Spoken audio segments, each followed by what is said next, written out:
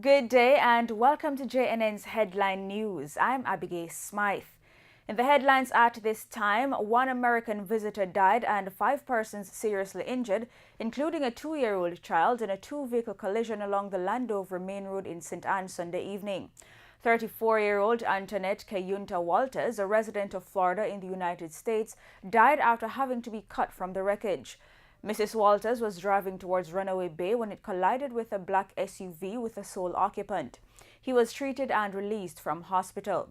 The 5 other occupants, including the 2-year-old child, remain in hospital. Arrangements are being made for the processing of persons who have been detained since Sunday's declaration of the state of public emergency in crime-plagued communities in sections of the St. Catherine North Police Division. A statement from the police says persons who have been detained are expected to be processed within the first 24 hours of operation. Those who the police have no further interest in will be released. In the meantime, 3 wanted persons were among a group of more than 60 men picked up by the police in St. Catherine on Sunday, following Prime Minister Andrew Holness's declaration of a state of public emergency in the area. The state of public emergency, which took effect Sunday morning, also impacts adjoining areas in St. Catherine, including Bogwalk, Spanish Town, and Central Village. Former Army Chief Major General Anthony Anderson is now officially the Commissioner of Police. His appointment took effect on Monday.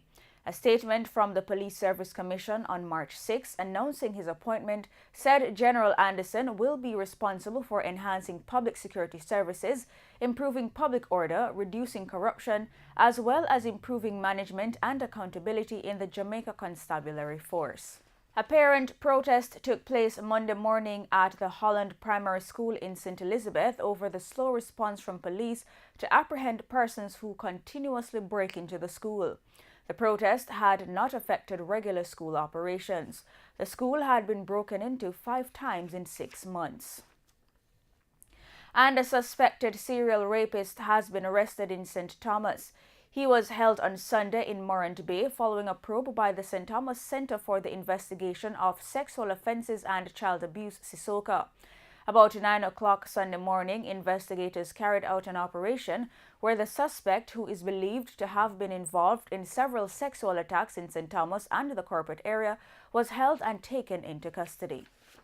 A special council meeting was held Monday morning at the Jamaica Teachers Association JTA headquarters in Kingston to decide whether or not teachers will accept the latest wage offer from the government. According to the government, there is a rush to pay back millions in retroactive sums which cannot be delayed beyond month end. Last Friday, the government presented its latest offer to the teachers during a meeting at the Ministry of Finance and the Public Service. And on the international scene, U.S. President Donald Trump is making new plans to tackle the country's opioid epidemic on Monday in New Hampshire. The plan will include stiffer penalties for high-intensity drug traffickers, including the death penalty for some. White House officials have revealed that the long-awaited plan will focus on 3 areas. That's law enforcement and interdiction, prevention and education through a sizable advertising campaign, improving the ability to fund treatment through the federal government, and help those impacted by the epidemic to find jobs while fighting addiction.